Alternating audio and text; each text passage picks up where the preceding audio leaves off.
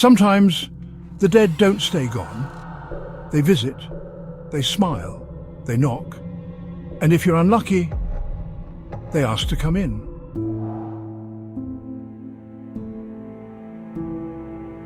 Tonight, we explore 4 chilling true encounters where people met someone who should have been dead. From doppelgängers to ghostly glitches, these stories are backed by real claims, and they'll leave you questioning reality itself. And at the end, a final tale. One that's never been proven, never verified, just a whispered legend that refuses to fade.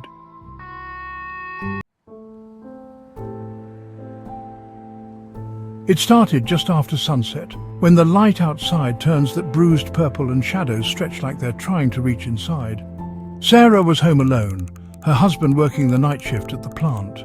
Their neighborhood was quiet, the kind of cul-de-sac where nothing dramatic ever really happened, except maybe a raccoon tipping over a trash bin.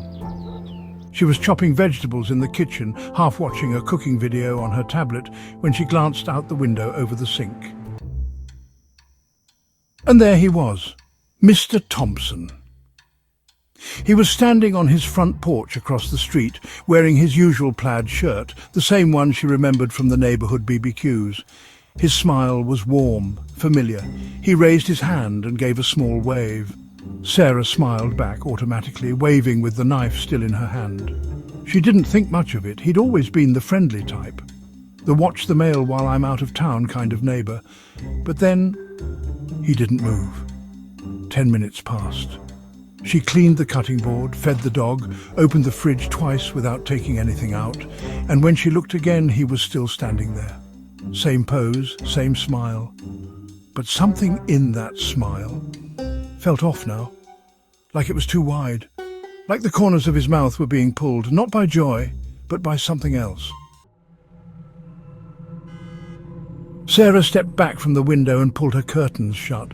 A cold prickle ran up her neck, like someone had just whispered her name and she couldn't hear it. Around 9 p.m. the doorbell rang. She peeked through the peephole. No one there. She stepped outside anyway, slowly, heart pounding. The street was empty. Mr. Thompson's porch light was off now. The house was dark. The next morning, she saw police cruisers outside the Thompson home. Curious, she walked over and asked one of the officers what had happened. The cop looked at her like she'd asked how to milk a fish. Mr. Thompson passed away in his sleep, he said. Sometime the day before yesterday. Sarah felt her mouth go dry. No, I saw him last night. He waved at me. He was standing right there on his porch. The officer didn't respond. Just gave her that tight, polite smile cops use when they don't believe you but don't want to say it out loud. Shaken, Sarah went home and pulled up the footage from her new security camera, the one facing the street. She scrubbed through the evening feed, eyes darting, breath catching. There was no one outside, no man, no wave, not even a flicker of movement.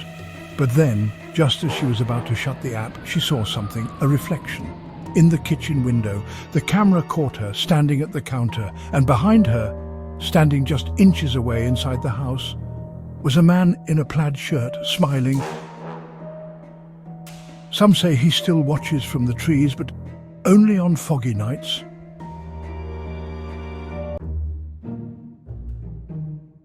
Mark had always been a night owl, the kind of guy who found peace in the silence after midnight. That night, he was driving home from a friend's place around 1:30 a.m., weaving through rural back roads in southern Pennsylvania. No streetlights, no traffic, just endless trees folding in on both sides of the road. He was about 20 minutes from home when he spotted someone walking along the shoulder. As his headlights washed over the figure, his heart jumped. It was his best friend, Alex. He was hunched slightly forward, hands stuffed in the pockets of a navy hoodie. Same lanky frame, same messy blonde hair, same beat-up Vans. Mark blinked hard, confused. Alex didn't live anywhere near here, and he sure as hell didn't walk around at 1 a.m. Still, instinct kicked in. He pulled over, rolled down the window and called out, "Dude, what the hell are you doing out here?"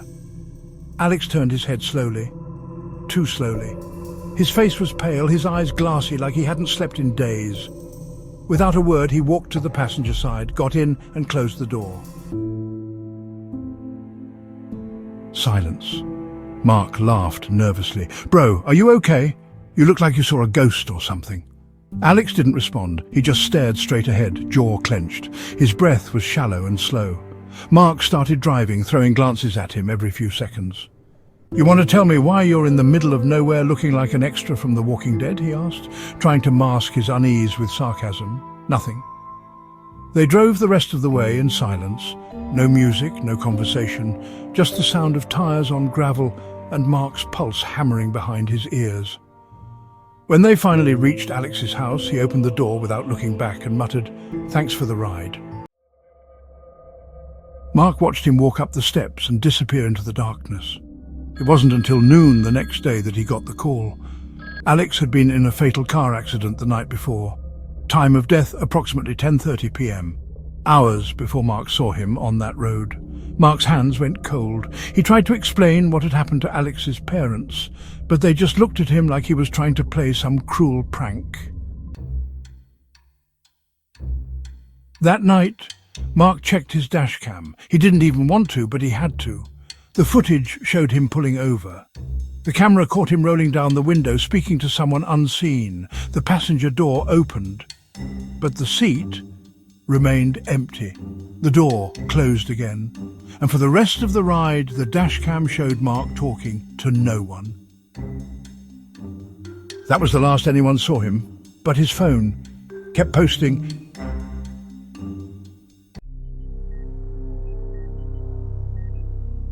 Hospitals always made Emily uneasy. It wasn't the blood or the machines, it was the quiet, that heavy, padded quiet that felt too big for a room.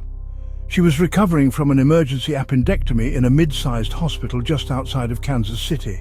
It was her second night post-surgery, and the pain meds left her in a weird fog, half asleep, half dreaming, the kind of haze where you're not totally sure what's real. She was drifting in and out when she heard someone clear their throat near the doorway. She blinked her eyes open. There, sitting in the plastic chair next to her bed, was her grandfather, her dead grandfather. He looked just like she remembered. Pressed slacks, suspenders, white button-up with the sleeves rolled just enough to show the faded tattoo on his forearm. He was leaning forward slightly, elbows on his knees, smiling with that old familiar squint. "Hey, kiddo," he said, his voice as soft and creaky as a rocking chair. "You scared us for a second there." Emily froze. Her body wouldn't move, but her mind started screaming. He had died almost 3 years ago. A heart attack at home, followed by a quiet funeral and a messy inheritance fight no one liked to talk about. But here he was, smiling, breathing. He reached for her hand, gently wrapping his leathery fingers around hers. "I just wanted to see you," he said. "Make sure you're all right." Tears welled in her eyes, not out of fear, but because somehow it felt safe. Like a childhood blanket she thought she'd lost. They sat like that for a while. He told her a story about a dog he used to have, one she hadn't thought about since she was 6. He even laughed the same way, a kind of wheezing chuckle that made his shoulders bounce. Eventually she started drifting off again, and just before sleep took her, she heard him whisper, "You'll be okay now, but don't stay here too long." When she woke up the next morning, the chair was empty. The sun was pouring in through the window, painting the white walls gold. She felt better, stronger even. Later that afternoon, her nurse came in to check her vitals, and Emily casually asked when visiting hours had ended the night before. The nurse blinked. Visiting hours? They end at 8 p.m. Emily checked the wall clock. It was nearly 10 when she saw him. "No one came in after?" she asked.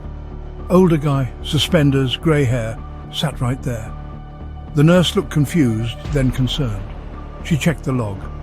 No visitors had signed in for Emily's room. None had even entered the floor after 8:03 p.m. Emily didn't push it. She just nodded, pretending it must have been the medication. But that night she found something folded beneath her pillow, a single yellowed photo of her and her grandfather at a zoo. She was 5. On the back, written in neat cursive, "Get well soon, kiddo." Some visitors don't need to sign in.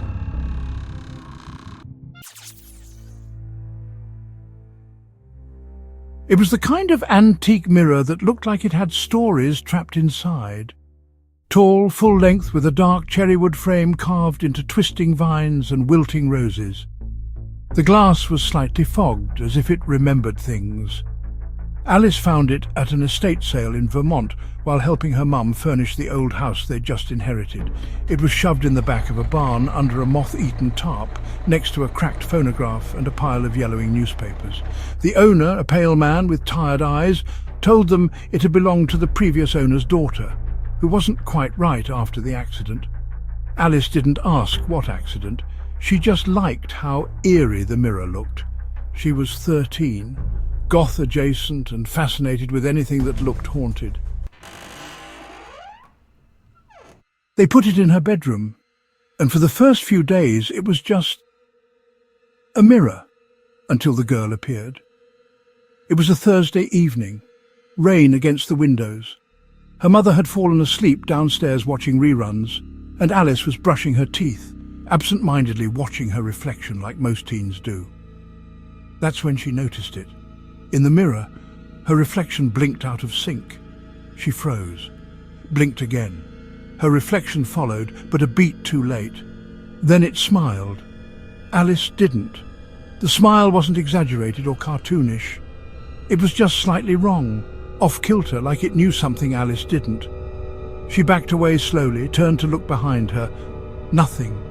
When she looked back, the reflection was back to normal. Blinking in rhythm, mouth still. She told herself it was stress, bad lighting. Maybe she was just tired. But over the next few days, the mirror changed. She started seeing things she couldn't explain. Her reflection standing still while she moved, or brushing her hair with the wrong hand. Once, she saw the version of herself in the mirror mouth something, though she couldn't hear the words. One night, she woke up at 3:12 a.m. Something had pulled her from sleep. No sound. Just a jolt of certainty that someone was watching her. The room was dark, except for the sliver of moonlight cutting across the mirror. And there she was, the girl. Not a reflection, not Alice, but another version of her. Thinner, pale, hair limp and wet, like she'd just climbed out of a lake. She was inside the mirror, standing against the glass from the other side. Her eyes locked onto Alice's, and she smiled that same offbeat smile. Alice couldn't move. Couldn't scream. The girl lifted a hand and pressed her palm to the glass. Then, slowly, her mouth opened, and she whispered, "Let me out." Alice snapped the lamp on. In that second, the girl vanished, but her palm print remained on the mirror. The next morning, Alice begged her mum to remove it. She didn't care if it made her sound crazy. Her mum, half listening, said she'd deal with it later. By the time they got home from school that day, the mirror was gone, shattered. They found it face down in the hallway, frame splintered, glass cracked like a spiderweb. No one had touched it. No one had heard a sound. But there, tucked beneath the shards, was a scrap of paper. A torn corner of a journal, faded and curled with age, in messy handwriting. She got out. "Please, don't bring another one home." Sometimes the reflection isn't you. It's the one who wants your life back. That was our final true encounter for tonight, but before we go, one last tale. No evidence, no proof, just a whisper that something came back. Erin hadn't stepped foot in her childhood home in over a decade, not since the accident.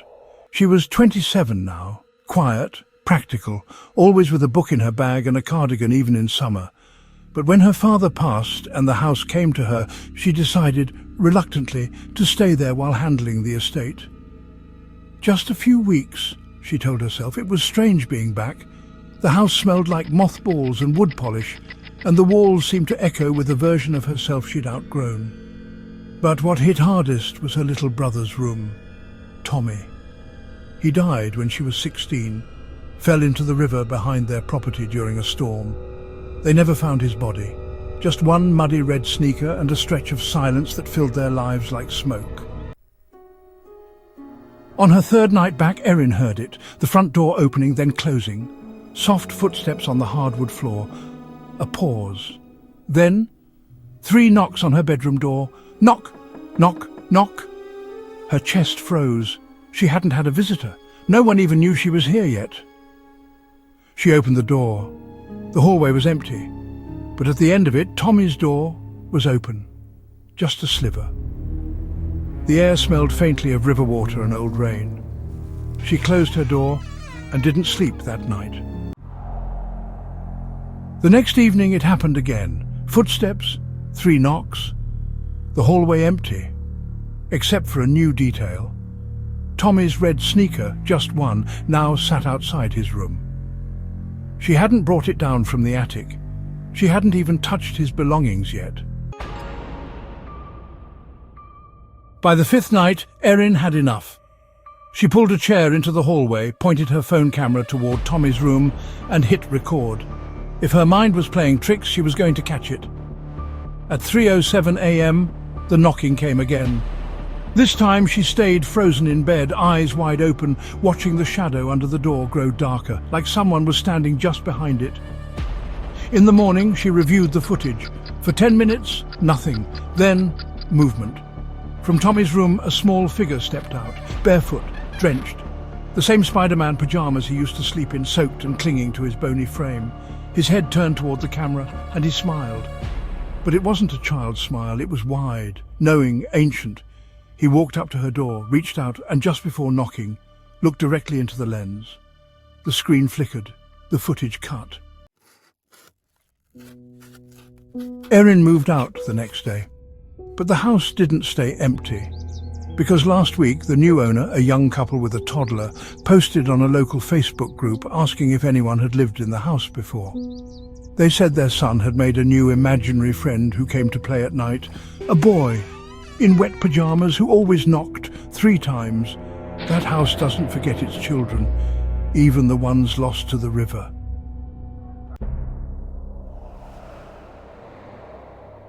They say the veil between worlds is thin, but some people tear it wide open, and when the dead walk through, they don't always leave alone. Subscribe if you're still alone,